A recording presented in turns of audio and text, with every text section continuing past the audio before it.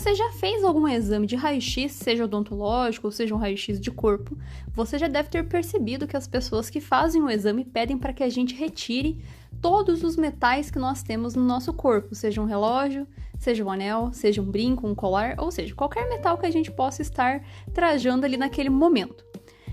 E às vezes a gente pode se perguntar por que exatamente eles pedem para a gente tirar os metais, o que isso interfere no exame. Eu pedi para os meus alunos fazerem essas perguntas para pessoas no geral e as respostas foram as mais diversas. Algumas pessoas falaram que acreditam que o metal deve ser tirado porque se ele interagir com a radiação ele pode causar queimaduras. Outras pessoas falaram que o metal armazena a radiação e pode se tornar uma fonte, por isso que a gente tem que tirar para fazer o exame. Mas o que você acha? Você já se perguntou por que a gente tem que tirar os metais do nosso corpo quando a gente faz um exame radiológico? Para descobrir a resposta dessa pergunta, acompanhe o episódio de hoje do Radion a respeito disso. Então, fique ligado!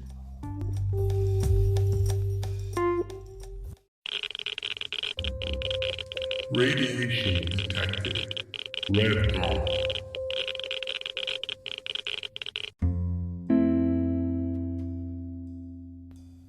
Olá, meus irradiados! Como vocês estão? Aqui quem fala é a Paola, e no episódio de hoje eu trouxe a resposta para uma pergunta que um ouvinte havia me feito aqui lá pelo Instagram, e eu tinha até esquecido, na verdade, desse tema, e hoje eu lembrei, né? Essa semana eu me lembrei, e trouxe aqui pra gente conversar, que é justamente por que pedem pra gente tirar os metais quando a gente entra na sala do exame, né? O que acontece quando a gente entra com metal? E, na verdade, a resposta para isso é bem simples, não acontece nada. E o episódio é isso, gente. Tô brincando, né? Obviamente eu vou explicar o porquê, né, que eles fazem essa solicitação.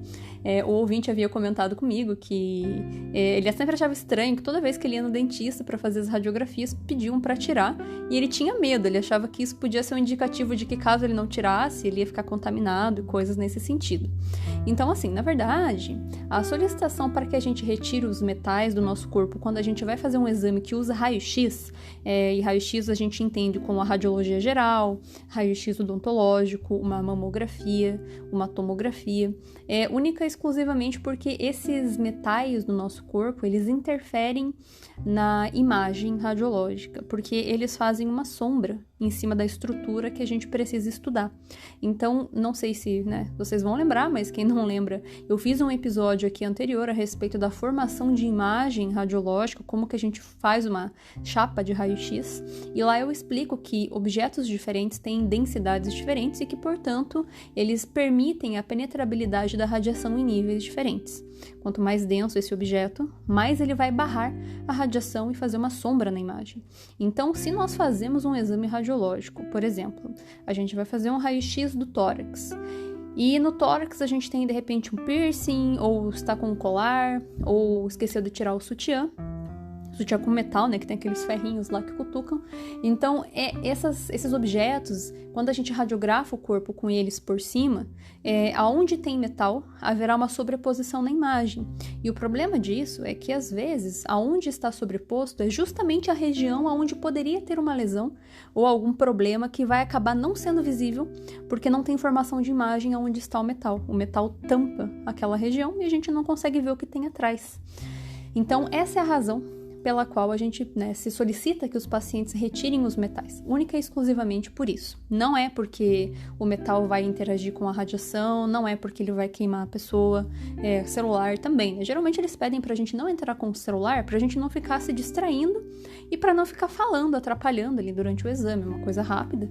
E o celular estar junto vai fazer com que a gente seja talvez deselegante no momento do exame, única e exclusivamente por essa razão.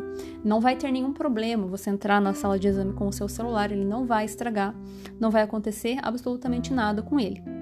A única questão mesmo é com relação à qualidade de imagem no geral, por isso que é solicitado. Claro que daí, se nós formos falar de outros exames, como por exemplo a ressonância magnética.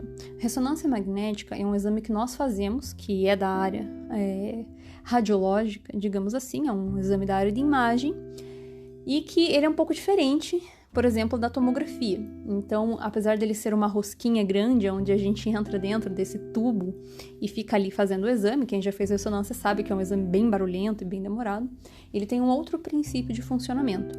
A ressonância magnética, ela não usa a radiação de raio-x, radiação ionizante que a gente chama. Ela usa um ímã grande para alinhar, olhem a complexidade do exame, a física por trás do exame. Esse ímã vai alinhar os spins dos átomos de hidrogênio do nosso corpo. Hidrogênio compõe a água, que nós somos feitos de água, né? Então ele faz esse alinhamento de spin. E a gente usa radiofrequência para causar um desalinhamento e um retorno desse alinhamento para a posição inicial, e é nisso que a gente tem a emissão de sinais que a gente capta para ter a formação de imagem. São jogados várias intensidades de radiofrequência diferentes, no qual a gente obtém vários espectros de retorno diferentes para ter a formação de imagem. Então, é uma coisa muito mais complexa do que a gente utilizar a radiação ionizante. Então, tem as vantagens, né, a gente não ter os efeitos biológicos que a radiação ionizante causa, mas, em contrapartida, a gente tem outros riscos associados.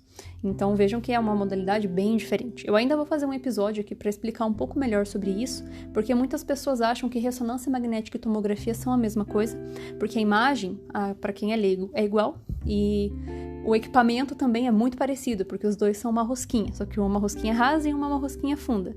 Então, mas existe uma diferença bem gritante, tanto em questão de qualidade de imagem, quanto em questão de funcionamento, questão de segurança e etc.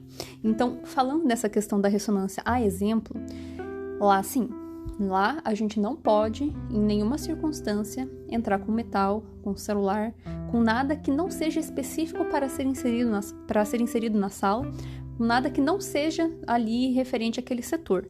Se a gente entra com metal, aí de fato a gente está correndo risco. A gente pode estar trazendo um risco de vida ali, ou risco de morte. Um risco de morte, né? Agora mudou a nomenclatura. Enfim, nesse caso, por quê?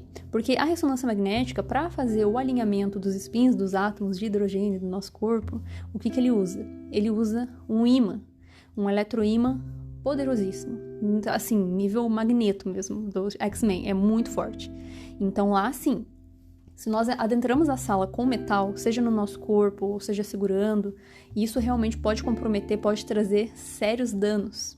Se a pessoa que vai fazer o exame está com metais no corpo, ela vai acabar sentindo um aquecimento nesse metal e pode se queimar. Então, por exemplo, algumas situações de pacientes que possuem próteses de metais, mais especificamente metais ferromagnéticos, acabam esquentando, pode queimar a pessoa. Alguns tipos de tatuagens, eles acabam esquentando também, por ter algum tipo de ferro na composição da tinta. Mais antigas, né? Hoje em dia já não é assim.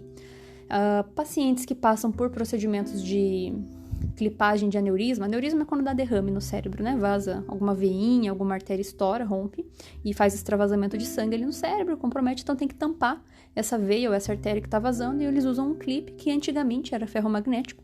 Então essa pessoa, por exemplo, não poderia entrar na sala de ressonância. Se a gente tiver com piercing, coisas assim, apesar que grande parte dos piercings são de aço cirúrgico e não é ferromagnético, então o ímã não vai puxar, mas pode esquentar. A gente tem um relato, por exemplo, aqui na cidade de Curitiba. Essa história eu acho muito fenomenal.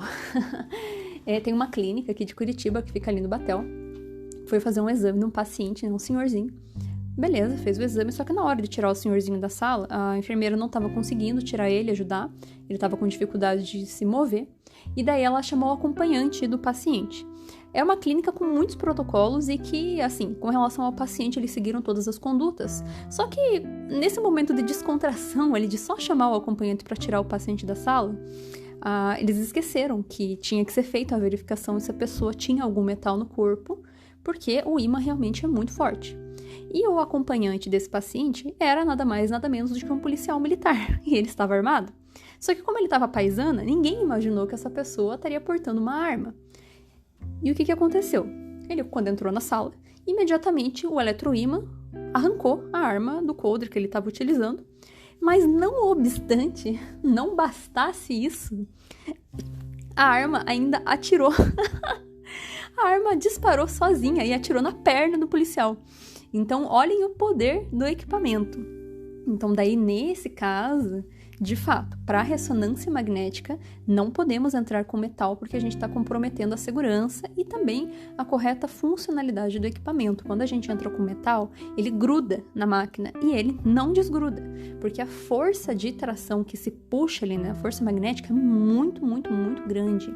Para a gente ter uma ideia, o campo magnético da Terra é muito baixinho, é tipo 0,0000000000001 Tesla, que a gente usa essa unidade de medida. Enquanto que o campo magnético dessa máquina, uma básica, é 1,5 Tesla.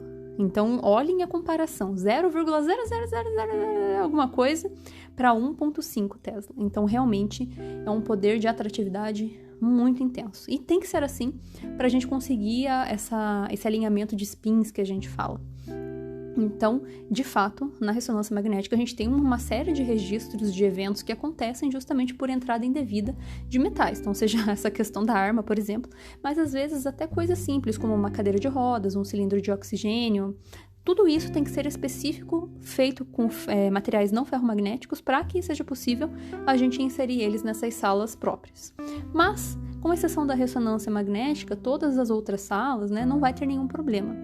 Inclusive na ressonância magnética, se a gente entra com o celular ou com cartões, eles apagam, né, o celular descarrega a bateria, não vai grudar na máquina, mas pode não necessariamente estragar, mas pode comprometer o funcionamento por causa desse campo magnético forte.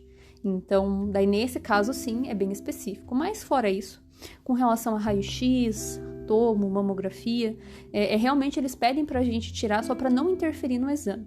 Então, isso inclusive até pode ser útil pra gente saber, por exemplo, porque eu tenho piercing na minha orelha. Então, às vezes, quando pedem para tirar, é um rolê. Quem tem piercing sabe que é um saco. E o meu, ainda que é transversal, é um horror. Apesar de já estar bem cicatrizado, eu não gosto de tirar. Então, quando eu vou fazer um exame e pedem para que eu retire todos os metais do meu corpo, eu sei que eu só preciso tirar, na verdade, os metais da região aonde eu vou fazer o exame, que eu sei que é porque daí vai interferir. Os demais metais, eles não vão fazer diferença ali na hora do exame, porque eles não vão estar na imagem. Então, não vai ter nenhum problema. Não acontece nada, exceto com relação à imagem.